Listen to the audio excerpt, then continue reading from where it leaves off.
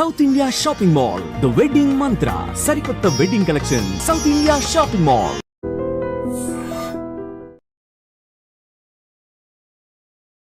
తెలుగు సినీ సంగీత ప్రపంచంలో ఎంతో మంది మ్యూజిక్ డైరెక్టర్స్ ఉన్నారు. వారిలో చక్రి గారి స్థానం మాత్రం ఎప్పటికీ ప్రత్యేకం. చక్రి గారి పేరు చెప్పంగానే ఓ తమ్ముడుగా ఫస్ట్ మీకు గుర్తొచ్చే అంశం ఏంటి? ఆయన మంచితనం, ఆయన టాలెంట్, అంటే ప్రతి ఒక్కరి విషయంలో తను పంచే ప్రేమ.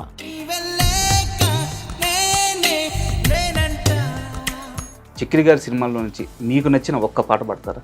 వెన్నెల్లో హాయ్ హాయ్ మల్లెల్లో హాయ్ హాయ్ వరాల జల్లే కురిసే, ట్రంపెట్లు హాయ్ హాయ్ ట్రంపెట్లు హాయ్ హాయ్ ఇవాళ మనసే మురిసే. అంటే చక్రి గారు కూడా చాలాసార్లు చెప్పారు సార్, నా సంగీత వారసుడు నా తమ్ముడే అని చెప్పేసి.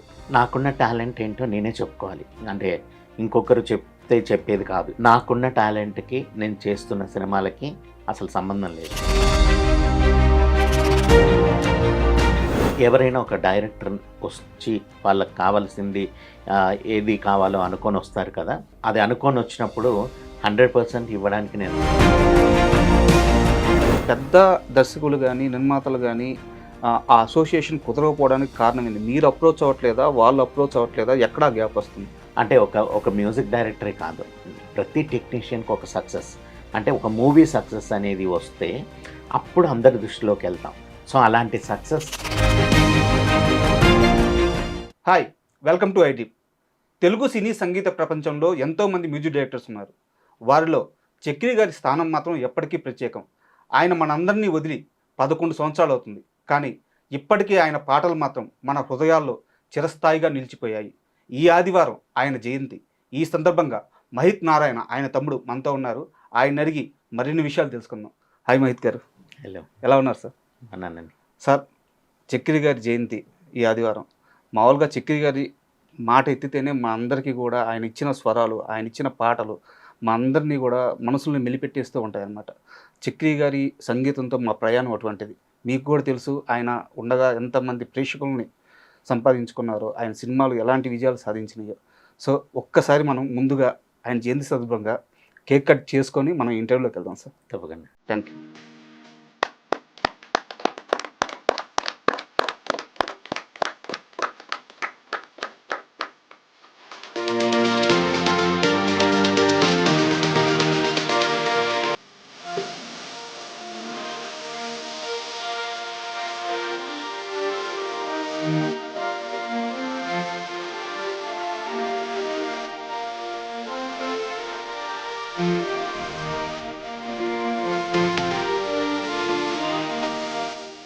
చక్రి గారి పేరు చెప్పంగానే ఓ తమ్ముడుగా ఫస్ట్ మీకు గుర్తొచ్చే అంశం ఏంటి? ఆయన మంచితనం, ఓకే, ఆయన టాలెంట్.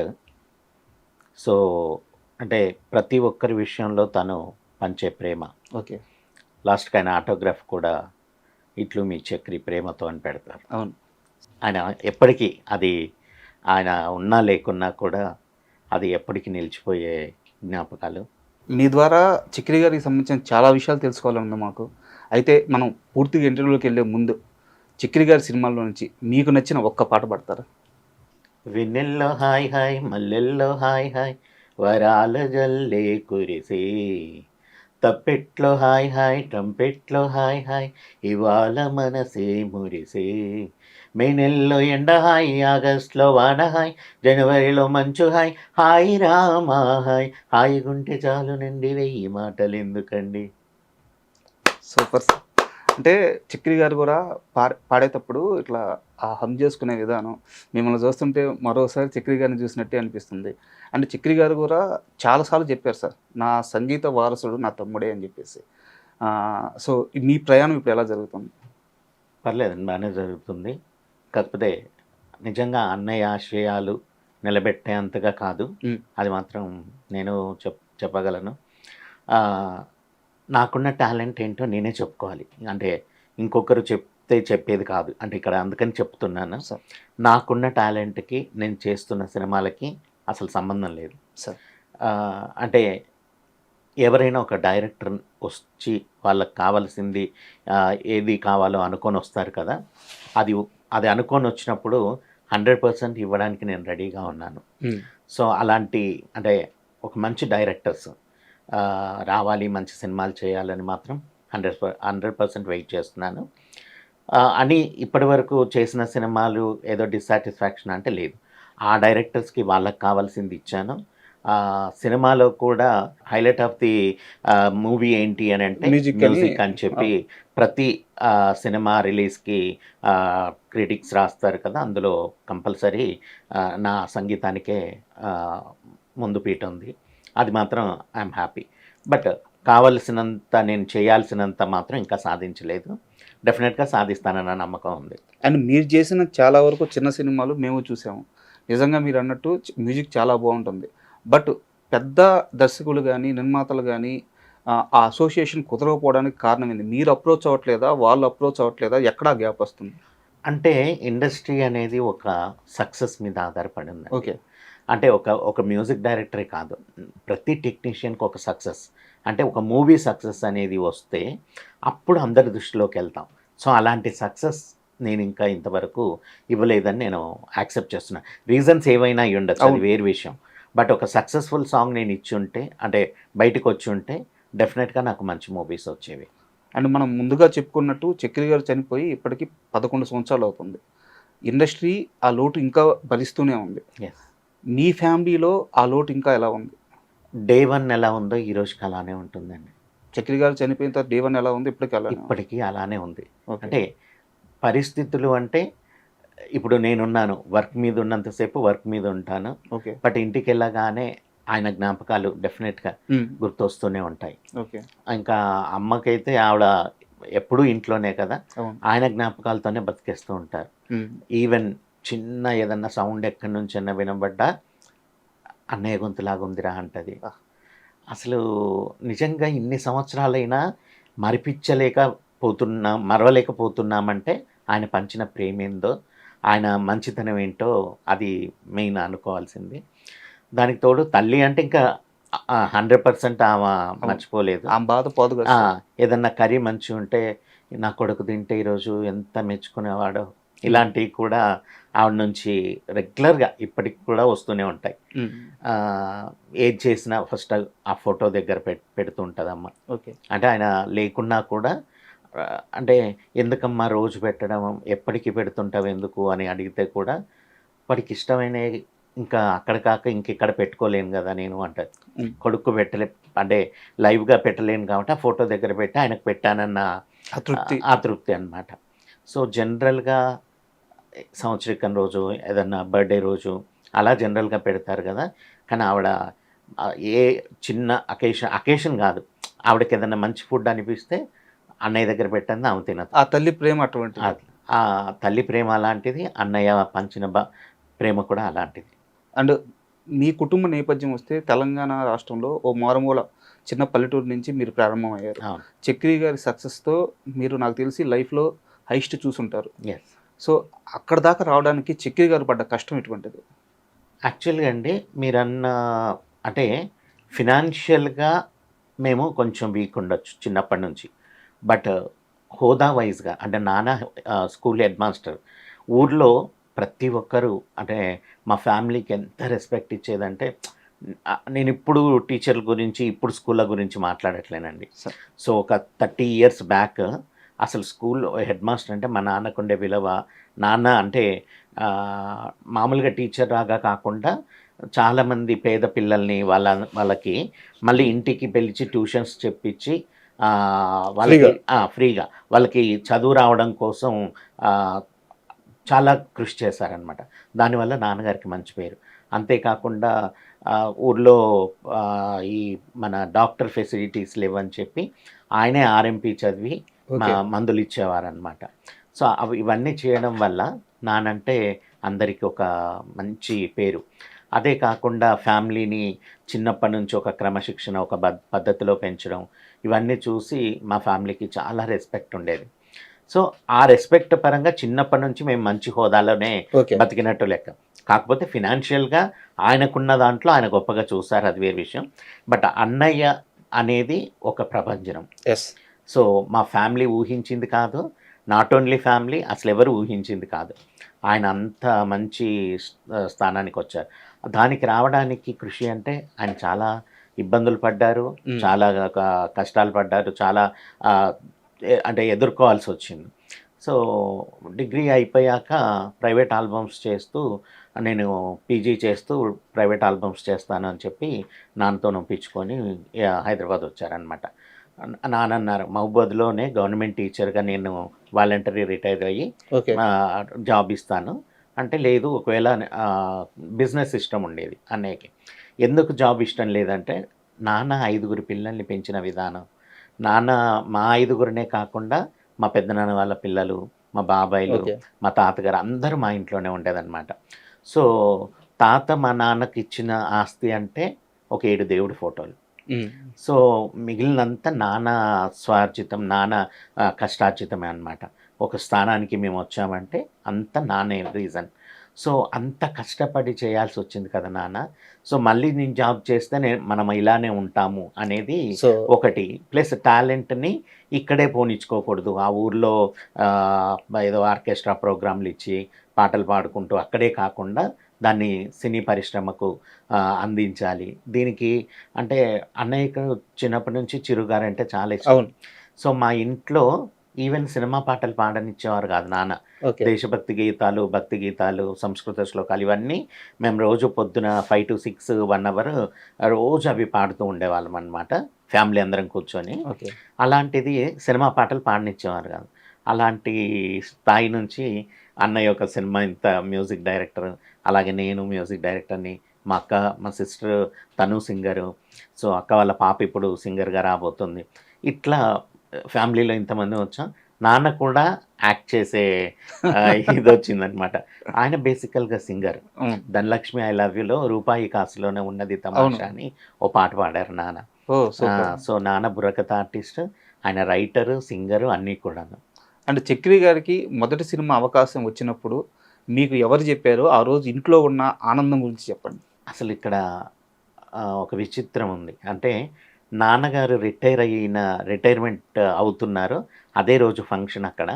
ఇక్కడ అన్నయ్యది మాచి సినిమా ఓపెనింగ్. అబ్బా. సో అంతేకాదు నాన్న June 15th బర్త్డే, అన్నయ్య June 15th birthday. Super. So ఆ రోజు ఇంకా నేను ఆ ఫంక్షన్కి రావట్లేను అని అన్నయ్య చెప్పడం కొంచెం బాధ అనిపించిన, అదే రోజు నా కొడుకు సినిమా చేస్తున్నాడని అమ్మ నాన్నలు చాలా హ్యాపీగా ఫీల్ అయ్యారు. ఆ విషయం మా అందరికీ అసలు ఎప్పుడూ మర్చిపోలేంది. సో ఆ క్రెడిట్ అంతా పూరి గారికే దక్కుతుంది డెఫినెట్గా. ఆయన వల్లే మేము అన్నయ్య ఇండస్ట్రీకి వచ్చారు. అంటే అంతకుముందు 2-3 సినిమాలు రికార్డింగ్ వరకు జరిగి ఆగిపోయిన సినిమాలు ఉన్నాయి. బట్ రిలీజ్కి వచ్చి ఒక ఫుల్ ఫ్లెడ్జ్డ్ మూవీ బాగా చేసిందంటే మాత్రం బాచి కాబట్టి పూరి గారే ఆయనను తీసుకొచ్చిన వ్యక్తిగా మనం కాదు, అన్నయ్య అయితే ఆయన ఇంటికి కూడా పూజా నిలయం అని పెట్టుకున్న, పూరి జగన్నాథ్ పూజా నిలయం అని పెట్టారనమాట. మేమందరం ఉన్నప్పుడు బంజారా హిల్స్లో ఫ్లాట్కి పూజా నిలయం అని ఉండేది. అండ్ ఒక్కసారి చక్రి గారి జయంతి విషయానికి వస్తే, ఈ 11 ఏళ్ళుగా ఆయన పుట్టినరోజు నాడు కానీ, ఆయన చనిపోయిన ఆ వర్ధంతి నాడు కానీ మీరు చాలా సేవా కార్యక్రమాలు చేస్తూనే వస్తున్నారంటే ఈ 11 ఏళ్ళుగా. సో ఎలా కొనసాగుతున్నాయి ఈ కార్యక్రమాలు?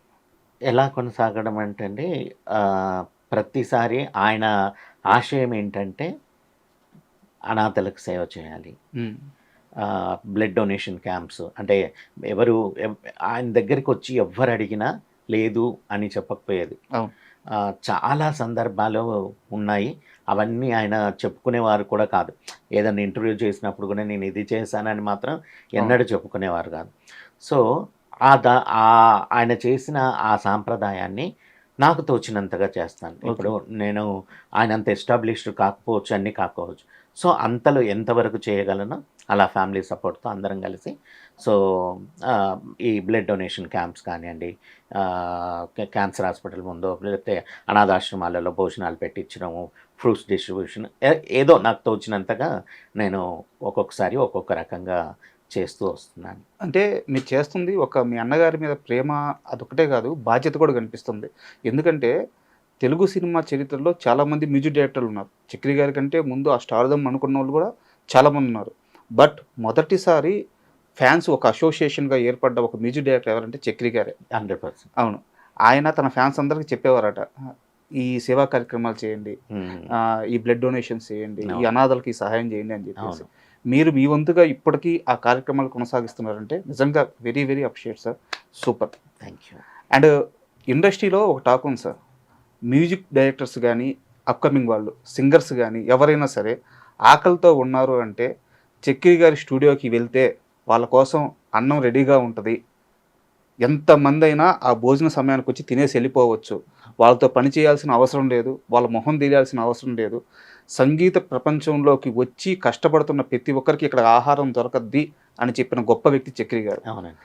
చాలా పెద్ద పెద్ద వాళ్ళు కూడా అక్కడ ఉండి రోజులు తరబడి తిన్న వాళ్ళు ఉన్నారు. అవునండి. ఈరోజు పెద్దవాళ్ళు కూడా. అవునండి. సో ఇప్పుడు వాళ్ళందరూ మీకు ఎలాంటి సహాయం చేస్తున్నారు, అసలు టచ్లో ఉన్నారా? అంటే నేను ఎవరితో టచ్లో లేనని చెప్పాలేమో. ఓకే. నేను ఎవరితో టచ్లో లేను, బట్ ఆ సాంప్రదాయం మాత్రం ఇప్పటికీ కొనసాగుతుంది. మన స్టూడియోకి వచ్చిన వర్క్ జరుగుతుంటుంది కదా ఇక్కడ, ఈ స్టూడియోలో వర్క్ చేసే వాళ్ళకి కూడా ఆఫ్టర్నూన్ ఫుడ్ రెడీగా ఉంటుంది. అది మన కోసం వర్క్కి వచ్చారా లేదంటే స్టూడియోలో వర్క్ కోసం వచ్చారా ఇవన్నీ సో బాయ్ ఉంటాడు, అతను ఫుడ్ అంతా చూసుకుంటాడు. అంటే ఇదంతా మళ్ళీ నాన్నగారు నేర్పించిందేనండి. ఖచ్చితంగా కదా సార్, అక్కడి నుంచే కదా రూట్. ఎస్. ఆయన జీవిత కాలంలో ఆయనకున్నా లేకున్నా రోజుకు 15-20 మందికి భోజనం ఉండేది మా ఇంట్లో. అమ్మ చేస్తూనే ఉండారు, వడ్డిస్తూనే ఉండేవాళ్ళు. సో అది చూసిన మాకు ఇదేమో కొత్తగానో ఇదో గొప్పగానో అసలు అనిపించదు. అదొక మాకు ఆనవాయితీలాగా అయిపోయింది. అంటే ఒక సాంప్రదాయం, ఒక ఇల్లు గనక ఒక సాంప్రదాయంగా ఉంటే ఫ్యామిలీ అందరికీ ఆ సాంప్రదాయాలు ఎలా తెలుస్తాయో అలా ఆ సాంప్రదాయాన్ని కొనసాగిస్తున్నామే. కానీ అందులో నిజంగా ఏది గొప్ప అనిపించదండి మాకు. అంటే వీళ్ళు వస్తే మేము భోజనం పెట్టామన్న ఫీలింగ్ ఉండదు, వాళ్ళు తింటే హ్యాపీగా ఫీల్ అవుతాం. ఓకే. సో అది అన్నయ్య దగ్గర, అన్నయ్య నుంచి నేను అలా కొనసాగుతూనే ఉంది. ఈ ప్రశ్న మిమ్మల్ని బాధ పెట్టాలని కాదు, చాలా రోజులుగా ఇప్పటికీ కొందరికి ఒక డౌట్ ఉంది, చక్రి గారి మరణం ఎలా జరిగింది, ఆయన నిజంగా గుండెపోటుతోనే చనిపోయారా, లేకుంటే మీరు ఇదివరకు ఒక స్టేట్మెంట్ ఇచ్చారు నాకు చాలా అనుమానాలు ఉన్నాయి అని చెప్పేసి.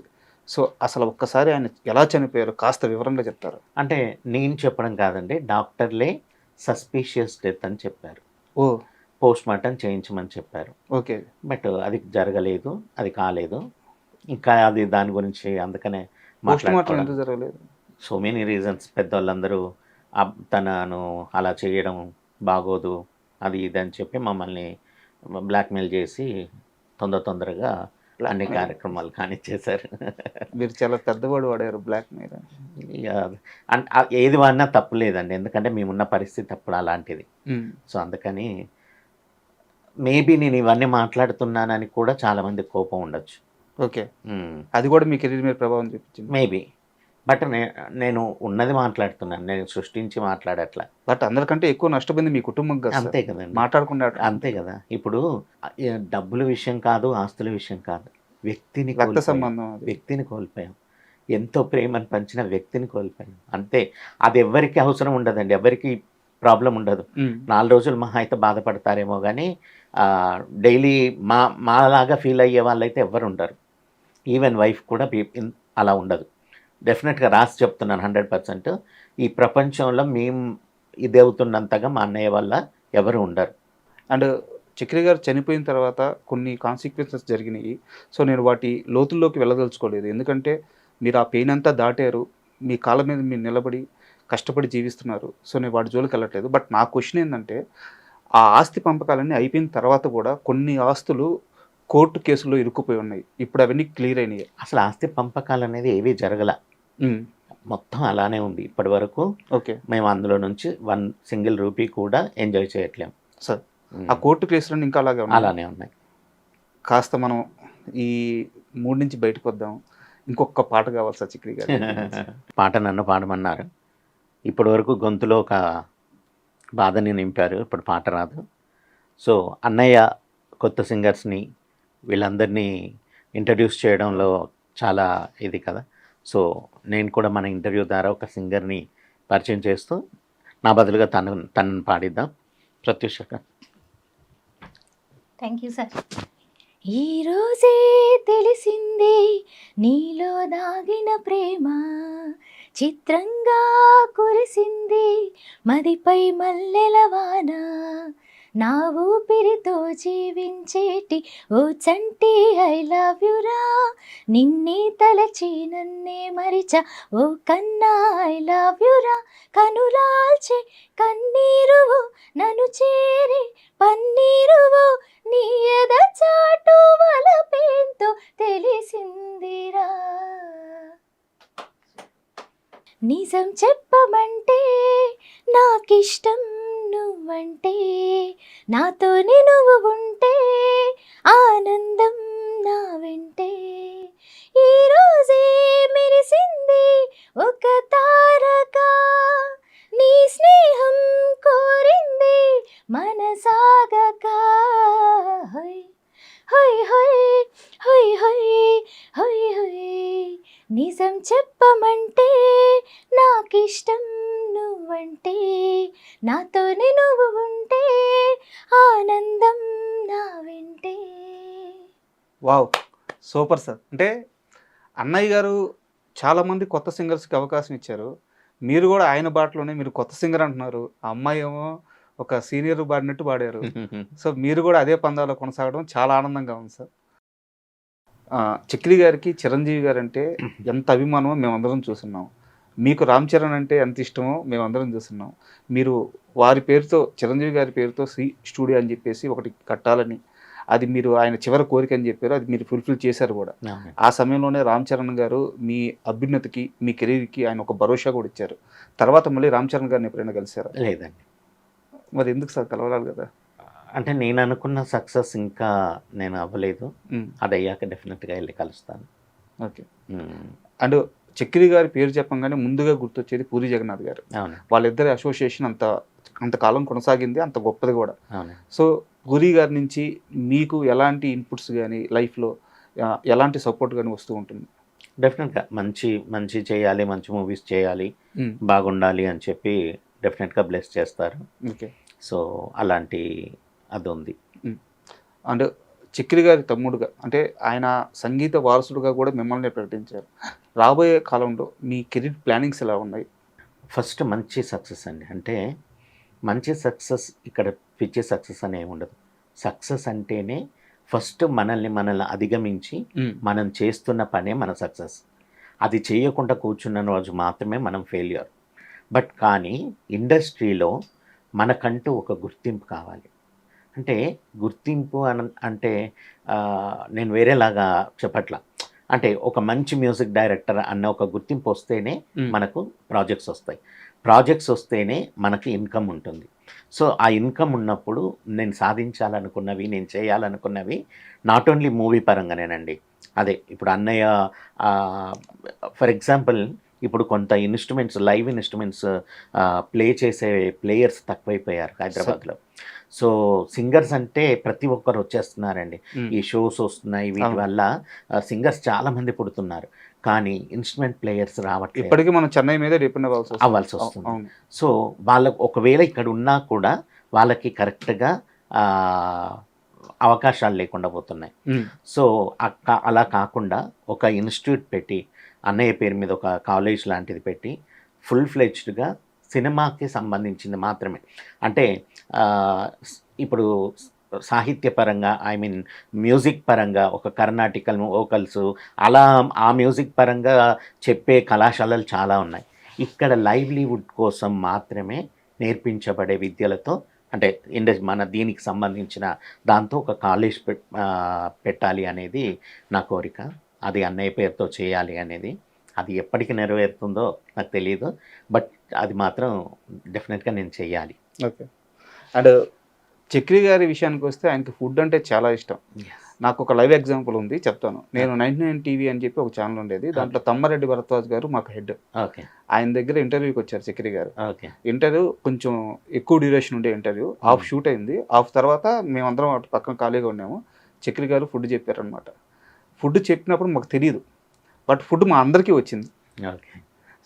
మా అందరికీ అంటే సార్ చెప్పుకోవచ్చు, లేదా తమ్మారెడ్డి గారు చెప్పుకోవచ్చు, బట్ ఆయన అక్కడ ఎంతమంది ఉన్నాం, స్టూడియోలో ఎంతమంది ఉన్నామో అంతమందికి కలిపి చెప్పారు. ఒక్కో ఐటెం ఎలా ఉందని చెప్పి ఆయన మాట్లాడుతూ మాతో కలిసి భోజనం చేశారు చక్రి గారు. సో ఆయనకి ఇష్టమైన ఫుడ్ ఏంది, ఫుడ్ని ఎలా తింటారు ఆయన? ఫుడ్ విషయంలో అదే ప్రతి ఒక్కరు చెప్తారండి, చాలా అంటే భోజన ప్రియుడు అని. అది నా దృష్టిలో భోజన ప్రియుడు కాదండి. ఓకే. భోజన ప్రియుడు అంటే అతను ఒక్కడు తింటే, కానీ చుట్టూ ఉన్న వాళ్ళకి కూడా తినిపిస్తూ తింటాడు చూడండి. అవును. అది ఆయన ఆ భోజనంకున్న విలువ తెలిసిన వ్యక్తి. ఫర్ ఎగ్జాంపుల్ అక్కడ ఇంటర్వ్యూ కాదు, మన ఇంట్లో ఇంటర్వ్యూ జరగడానికి వచ్చిన ఇంటికి వస్తే కూడా ఆ ఇంటర్వ్యూకి ఎంతమంది వస్తున్నారో ఫస్టే కనుక్కొని ఆ రోజు ఇంట్లో ఫుడ్ ప్రిపేర్ చేయించేవాళ్ళు ఆయన. ఓకే. సో ఫుడ్ విషయంలో చాలా ఇలాంటి కేరింగ్ చాలా ఉండేది. ఎప్పుడు ఆయన ఫుడ్ తక్కువ ఉంది అన్న మాట ఇష్టపడకపోయేవాళ్ళు అనమాట. తనకి ఇష్టమైన ఫుడ్ అంటే గోడ్చిక్కుడుకాయ కూర చాలా ఇష్టం, ఓకే. బెండకాయ పులుసు చాలా ఇష్టం, ఓకే. అలాగే చింత చిగురు చికెన్ కానీ గోంగూర మటన్ కానీ చాలా ఇష్టం. అలాగే ప్రాన్స్తో చేసిన ప్రాన్ బిర్యానీ చాలా ఇష్టం. తర్వాత నేను చేసే వాటిలలో సబుదానా కిచిడి, ఓకే. షాబ్దానా కిచిడి అసలు చాలా ఇష్టపడేదాన్ని. ఒక్కొక్కసారి ఎందుకో స్టూడియోలో ఉండి అరే రేపు షాబ్దానా కిచిడి చేసి అదే పొద్దున్నే రెడీ చేస్తావా అని అడిగేదన్నమాట. సో అంత ఇదిగా ఉండేది. అంటే ఇండస్ట్రీలో కూడా అండి ప్రతి హీరో, ఆయనతో వర్క్ చేసిన హీరోలకే కానివ్వండి, ఆర్టిస్టుల దగ్గరికే కానివ్వండి, ప్రతి ఒక్కరూ మన ఇంటి ఫుడ్ టేస్ట్ చేసిన వాళ్ళే.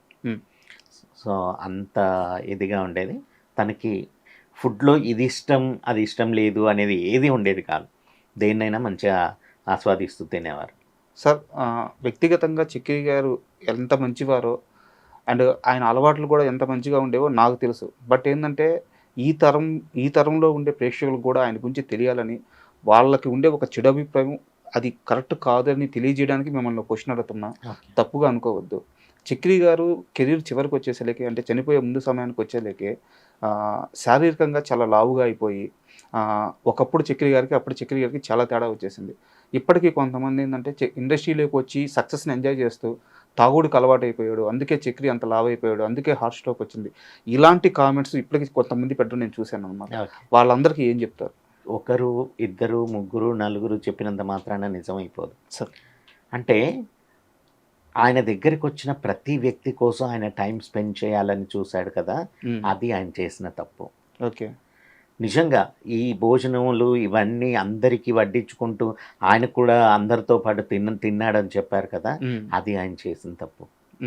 ఎందుకంటే ప్రతి ఒక్కరికి మంచితో పాటు మంచి అని చెప్పుకోవడంతో పాటు ఇలా చేసేవాడు అనేది ఒక లూజ్ టాక్ కూడా వెళ్ళిపోతుంది సార్.